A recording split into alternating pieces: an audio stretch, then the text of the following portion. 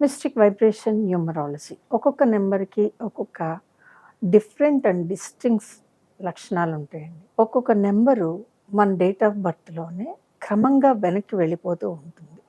అలా వెనక్కి వెళ్ళే number in case money number అయింది అనుకోండి, మీకు ఫినాన్షియల్‌గా ఎంత బాధలు చుట్టుముట్టాలో అలా చుట్టుముడతాయి.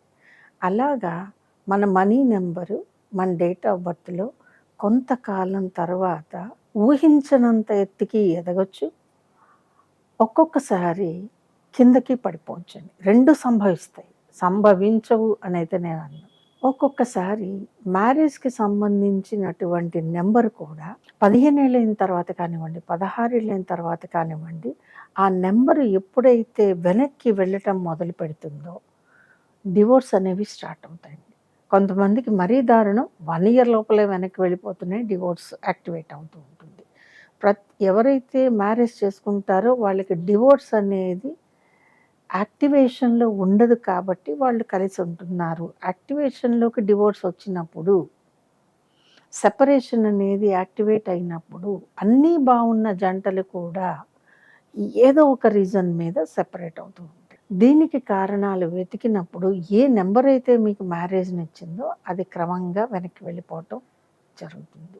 హెల్త్‌కి సంబంధించిన నంబరు నాకు తెలిసి ప్రతి ఒక్క వ్యక్తికి కూడా ఏదో ఒక టైంలో ఈ హెల్త్ నంబరు వెనక్కి వెళ్తూ ఉంటుంది.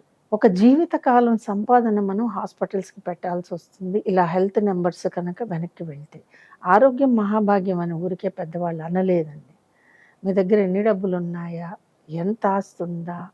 అవి లెక్కలోకి రావు. మీ శరీరం ఎంత ఆరోగ్యంగా ఉంది? మీకు 70, 80 ఇయర్స్ వచ్చినప్పుడు మీరు ఎంత హెల్తీగా ఉన్నారు అనే దాని మీద మీరెంత ధనవంతులో చెప్పొచ్చనమాట.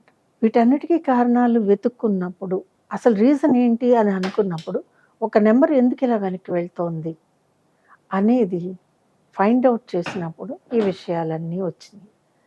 ఇలా రావటం వెనకాల కొంతమందికి లైఫ్‌కి సంబంధించి, ఆయుష్‌కి సంబంధించిన నెంబరు హఠాత్తుగా న్యూట్రల్ కూడా కాదండి, మాయమైపోతూ ఉంటుంది. దెన్ ఇన్‌ఎవిటబుల్ కొన్ని కొన్ని సంఘటనలు జరుగుతాయి. సో, ఆకస్మిక ప్రమాదాలు లేదంటే అనుకోని ప్రమాదాలు. నిన్న సాయంత్రం దాకా మనతో మాట్లాడిన వ్యక్తి తెల్లారి కనపడ్డు. అంటే ఆ నెంబర్ అంత స్పీడ్‌గా వెళ్ళిపోయింది అని అనుకోవాలా? డెస్టినీలో ఇది రాసుంది అని అనుకోవాలా? మన కర్మ ఫలితం మనకి ఇటువంటి రాతని రాసింది అనుకోవాలా? మనం చేసినవి ఇలాంటి వాటికి దారి తీసినియి అనుకోవాలా? మనం ఏ భాషలో అనుకున్నా, ఎటువంటి అభిప్రాయంలో అనుకున్నా, ఏ శాస్త్రంలో వెతికినా కనపడేది ఒకటేనండి. ఒక్కొక్కళ్ళు ఒక్కోలా చెప్పినప్పుడు నేను చెప్పేదేమిటి అంటే, ఒక లుప్తమైపోయేటటువంటి నంబర్‌ని ప్రపంచంలో ఏ శక్తి కూడా పైకైతే తేలేదు. కానీ ఒక్కొక్కసారి చూడండి, అది లాస్ట్ మినిట్ అని అంటూ ఉంటారు మనుషులకి. అయిపోయింది అనుకుంటారు. బై ఫ్లూకో, బై హుక్కో కాదండి. ఒక మిరాక్యులస్ కూడా అని నేను అనను. ప్రభంజనంలా మళ్ళీ తిరిగి ఆరోగ్యంతో వచ్చేస్తూ ఉంటారు.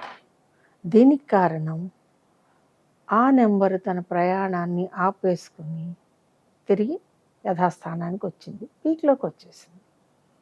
ఇది మాయ అంటారా? లేకపోతే విన్యాసం అంటారా? ఇంకేమంటారో నాకు తెలీదు. కానీ ఒక్కొక్క మనిషి లైఫ్‌ని చూస్తున్నప్పుడు, కొన్ని కొన్ని సంఘటనల్ని గమనిస్తున్నప్పుడు, వీటికి నంబర్‌లకి ఏదైనా ఉందా అని అనుకున్నప్పుడు, ఇలా వెనక్కి వెళ్ళిపోయే నంబర్‌లు కనపడినప్పుడు, మొట్టమొదటిసారైతే నా ఆశ్చర్యానికి లిమిట్స్ లేవు. తర్వాత ప్రతి ఒక్కటి చూస్తున్నప్పుడు నాకనిపించింది మాత్రం ఇదే. ఒక నంబర్ ఎందుకు పైకి తెచ్చిందో, అదే నంబర్ వెనక్కి వెళ్ళిపోయినప్పుడు మన లైఫ్‌లో డిజాస్టర్స్ జరగటానికి 100కి 100% అవకాశం ఉంది.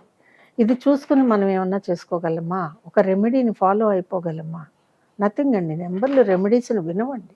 వినవు. వాటికి మనం ఎలాగ చేయాలి అనేది అది కూడా మీ అదృష్టమే. మీ చార్ట్‌లో ఏమన్నా కనబడితే చేయొచ్చు. అందుకే అకస్మాత్తుగా వచ్చే ధన నష్టాలు, ఉద్యోగాలు వెళ్ళిపోవటాలు, ప్రమోషన్‌లు రాకపోవటాలు, అన్‌ఎక్స్‌పెక్టెడ్‌లీ ఏదో ఒక డిసీజ్ మీకు ఐడెంటిఫై అవ్వటం, జీవితం అంటే భయం ఏర్పడటం చాలా మనిషికి ఎన్ని రకాల బాధలు ఉన్నాయో అన్నీ కనపడుతూనే ఉంటాయి. ఇది అందరికీ జరిగే విషయమే. కానీ ఒక రీజన్ వెతకాలి అని అన్నప్పుడు, ఆ రీజన్ గురించి వెతికినప్పుడు నాకు కనపడిన విషయం మాత్రం, ఒక నెంబరు లుప్తం అయిపోయేటప్పుడు, తన ప్రయాణాన్ని విరమించుకుంటున్నప్పుడు, తన వెలాసిటీని ఆపేసినప్పుడు మనిషి ప్రమాదానికి గురవుతూ ఉంటాడు. ఈ వీడియో కనుక మీకు నచ్చినట్లయితే లైక్ చేయండి, షేర్ చేయండి, మా ఛానల్ని సబ్స్క్రైబ్ చేయండి.